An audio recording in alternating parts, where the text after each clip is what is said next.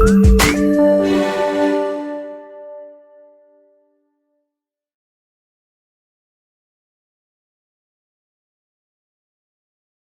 dann kommen wir zum nächsten Sprecher, Bjarne Lauritz Bull-Berg. He's Country Manager of Equinor in Germany. Equinor is not only Germany's second largest provider of natural gas, it also has increasing positions in offshore wind, PV and low carbon solutions. Mr. Bull-Berg talks about H2morrow, mainly at the moment, Blauer Wasserstoff im europäischen Verbund. He will talk in English, but you can address your questions in German language. Sie können Ihre Fragen auf Deutsch stellen. Thank you very much, Dr. Weber. The scene is yours. Okay. Thank you very much. Thank you. I will be speaking about the H2morrow steel project, and this deals with how clean hydrogen can help the steel industry decarbonize. And in this project, we're mainly talking about blue hydrogen in a European context. The partners in this project are in addition to my own company, which is Equinor, a Norwegian company, as you have been presented, also Open Grid Europe, and finally also ThyssenKrupp, who would be the end user of much of this hydrogen that we plan to be producing. The backdrop is, of course, maybe you could please change the slide to slide number 3.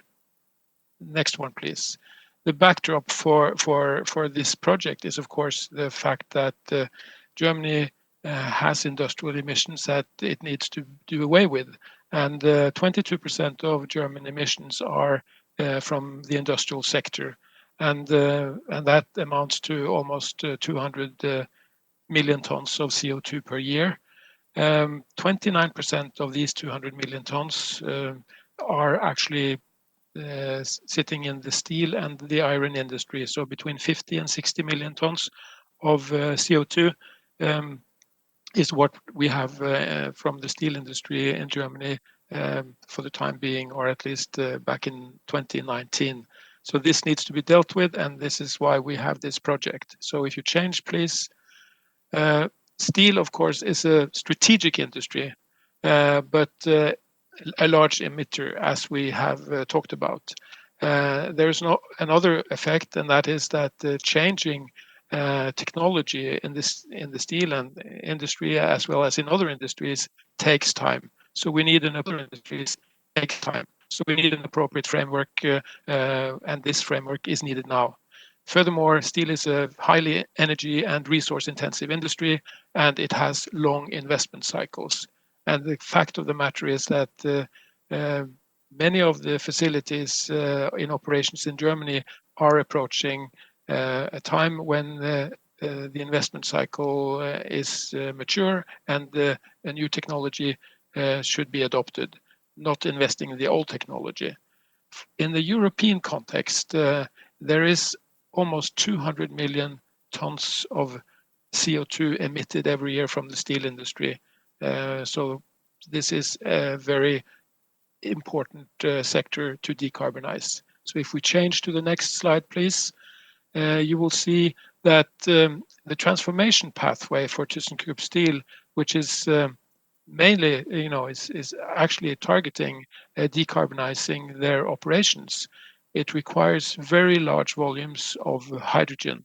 And the graph on this slide actually shows the step up. At ThyssenKrupp, they have 4 blast furnaces.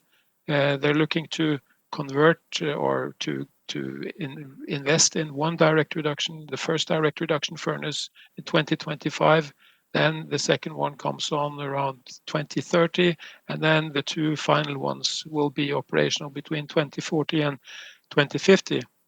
And all in all, this will require 8 million or 8 billion cubic meters of hydrogen. And what this means is actually 22 terawatt hours of clean hydrogen to actually convert the entire steel production of ThyssenKrupp. So it is an immense challenge and requires a lot of volume. So please have the next one. But this previous slide also showed a green and a blue river we believe that blue hydrogen can offer a good starting point, and then subsequently more and more green hydrogen will be added. So the mix is envisaged to be 60 to 70% blue in the medium term, and then more green in the later term. The next slide actually shows the scale of the project that we're talking about. In the midterm, ThyssenKrupp Steel needs an amount which is 16 terawatt hours of hydrogen per year, and this can be produced in a reformer or an autothermal reformer of natural gas with a capacity of 2.1 gigawatt. Long-term goal is the complete climate neutrality for ThyssenKrupp. So with H2morrow Steel we will be able to produce 7 million tons of decarbonized steel, and that would save 10.5 million tons per year of CO2 for this part only. Of course, then you have the remainder, which will add to this number, because the current emissions of ThyssenKrupp is 18.5 million tons of CO2 per year. So the reforming capacity of our facility, or the plant facility, will ultimately be 2.7 gigawatts. That means that we will have more capacity than what is only required by ThyssenKrupp, because we see that there are a number of other potential industrial customers that needs large amounts of blue hydrogen. The potential implementation of this project is that in the second half of the 2020s, we will be able to deliver blue hydrogen to ThyssenKrupp. That means 2027 onwards. And these big volumes are required to develop the infrastructure and also the hydrogen market. So the benefit of blue hydrogen is, of course, large volumes which can be produced 24 hours a day, 7 days a week throughout the year. And what we're envisaging is, of course, to send this in pure hydrogen pipelines. If we turn to the next page, I think this is just describing the production process of hydrogen, clean hydrogen. Green hydrogen we've heard about. Turquoise hydrogen is through pyrolysis. It's not yet scientifically mature. Blue hydrogen is based on using existing and available and well-known technology, which is gas reforming with carbon capture and offshore storage. Gray hydrogen is the hydrogen which is being produced today from natural gas and from coal, and which actually has no carbon capture, and which needs to be replaced by carbon-free or low-carbon sources. Please, next slide. Next slide shows the production process. The current production process of steel is the blast furnace route to the left. And the current process produces, for each ton of crude steel that is being produced, 1,800 kilos of CO2. With this project and using blue hydrogen, ThyssenKrupp can shift to a direct reduction process, which will save 95% or reduce the carbon footprint by 95%. That means leaving only 100 kilos of CO2 emissions per ton of steel produced, which leads to this 10.5 million tons of savings for the 7 million first tons produced. So please, in the next slide. This actually shows that there are multiple routes to produce hydrogen, but there are different challenges. Of course, the preferred route would be to produce green hydrogen from renewable energy, but this will require massive amounts of renewable energy. The chart to the upper left corner shows the variability or intermittency of German offshore wind production throughout the calendar year of 2019. And of course, it shows that you have times when you produce a lot and other times when you produce little. So what you basically need to produce 16 terawatt hours of green hydrogen, then you need 7.7 gigawatts of installed capacity offshore. Assuming the same capacity utilization or productivity as current offshore facilities, around 35 to 40%, then you will have 6.2.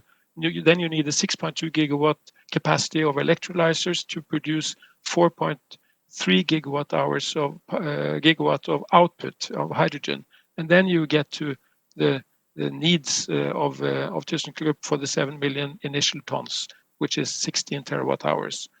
In addition, you need storage, very large amounts of storage capacity to make up for the variability of the production of renewable energies. So this is depicted in the graph in the middle. Alternatively, at the bottom, you see the production of blue hydrogen, which is basically not intermittent, and it is stable 24 hours, 7 days a week, 365 days a year. Of course, there will be some maintenance stops, but on the other hand, you need very little storage in order to continuously produce the hydrogen required by the customer. So if you move to the next slide, please. This depicts the project. Also, as pointed out by ThyssenKrupp, there is an advantage of being close to the source when you make the hydrogen. So our project is assuming that we will establish a reformer, autothermal reformer facility to produce the hydrogen on the North Sea coast. That could be in the Netherlands, or it could be on the German North Sea coast. And then there will be the use of pipelines, which will bring pure hydrogen down to Duisburg.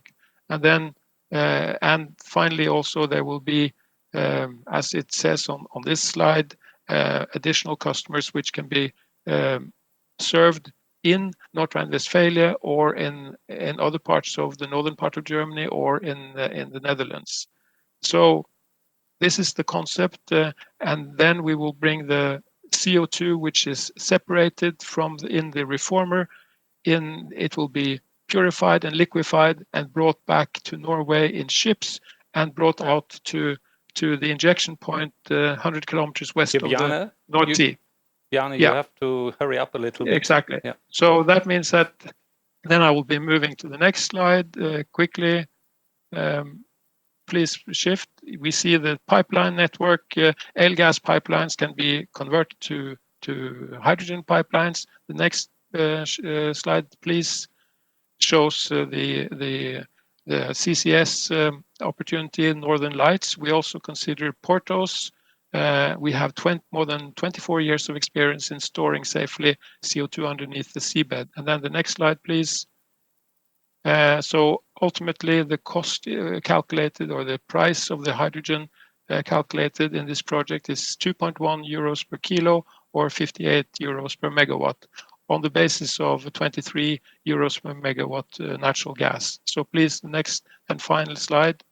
So the summary is that blue hydrogen allows for the transformation to hydrogen-based economy, and the H2morrow steel project, blue hydrogen from natural gas reforming, combined with the Norwegian CCOS project, Northern Lights, can offer a solution, and that this carbon capture and offshore technology is well known and safe. And finally, that in order to realize this project, there are regulatory requirements that needs to be met, and they have been actually mentioned by the previous speakers, which means that you need to be able to ship hydrogen in former natural gas pipelines, and you need changes into the in the Energy Act. So this concludes my presentation. Thank you very much for your attention. Thank you very much, Bjarne. We have time for one question, which seems to be important and much liked. Someone claims the production of blue hydrogen is not socially accepted in Germany. How is the social acceptance towards blue hydrogen in Norway? Maybe I have to add a comment. What is not accepted in German is carbon capture. I do not think that all Germans agree that blue hydrogen is not accepted. But please, what is your opinion, and what is the acceptance in Norway? First and foremost, blue hydrogen as such is not being produced in Norway, but we have carbon capture. And I don't think blue hydrogen is what is the problem. The problem that Germans see is how to deal with the separated carbon. There is absolutely no issue in Norway and also in many other countries about storing carbon. And actually, the IPCC says that the only way to meet the requirements of net zero is that there is build out of carbon capture and storage. And there are now a number of projects, carbon storage projects, under development. The Norwegian government supports the Northern Lights project with 70-80% of the financial costs actually to establish this first service. And then we have the Portos project. We have a similar project in the UK for the Humber area, the Saltend project. There will be a lot of carbon capture projects, regardless of whether the Germans like carbon capture or not. Okay. And the only way to actually deal with the emissions from the cement industry, from waste to energy industry, is to capture the CO2 and store it, get it away. Okay, thank you for this information. Unfortunately, we do not have the time to go more into detail here.